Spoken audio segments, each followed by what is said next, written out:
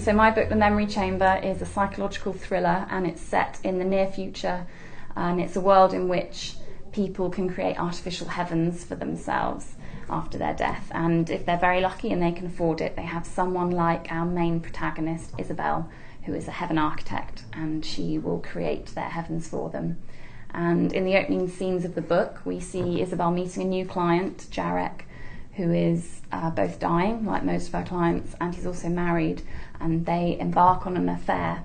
So that's how it really starts, and then the plot thickens as the inevitable happens and Jarek dies, and Isabel discovers that he's been accused of murdering his wife before his death, and she embarks on a mission to prove him innocent of that crime. And the course of that mission involves her discovering a lot of things, dark secrets about the technology she's been using that completely rock her view of her world and change everything.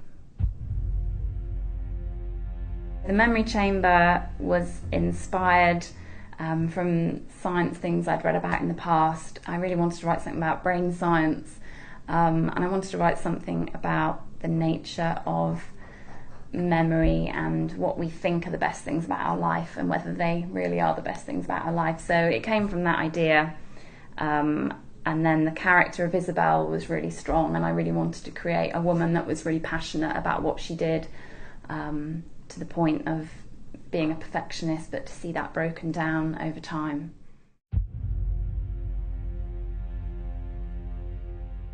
I think the nature of the book has a lot of ethical questions around it, and I think readers will all find different things to take away from it. I hope so. One of the things I personally found really interesting as I was writing it was there's a whole section within there where Isabel is talking to her clients about what they choose to have in their heaven, and they kind of, the response is, well, you know, all the good things, all the best things about my life, all the most wonderful things. And she kind of suggests to them that actually, would they appreciate the good times if they didn't have a taste of the bad times? And yeah, that's something that's really interesting. You know, if you were creating your own heaven, would you want to include bad things about your life in order to frame and shape the good things? So that's one thing I think is really interesting. But there's lots of other ethical dilemmas about new technologies and whether we completely understand them, and whether people start using technologies before we know everything there is to know about them as well.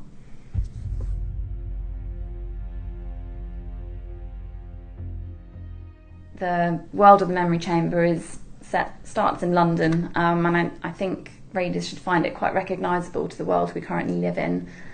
And there, obviously, you see little snippets of a few differences, mainly technological differences. There's self-driving cars, for example. So they're all things that we can see in our future, that are probably almost inevitable, but it's just not that different to today. And the technology behind the artificial memories is quite different, and quite likely maybe something a bit more fantastical. But I think the idea of society kind of losing its religion as well is quite a big thing, and I think some of the themes of the book are kind of extrapolated from trends that we see happening in the world today.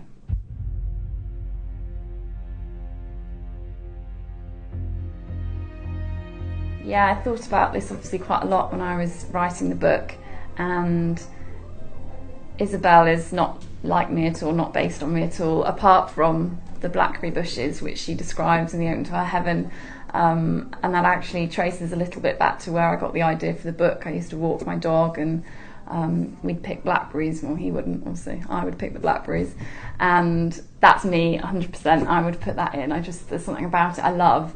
So yeah, I think I can imagine people's heavens, and my heaven would be those funny things that aren't specific episodic memories, but things you love doing. So there would be a lot of that in there. But yeah, I think it's a really complex question. I personally have atrocious memory, both short and long term. So I would have to spend a long time thinking about the different things I would put into it, I would need a lot of sessions with Isabel, and I'm sure she'd probably tear her hair out with me.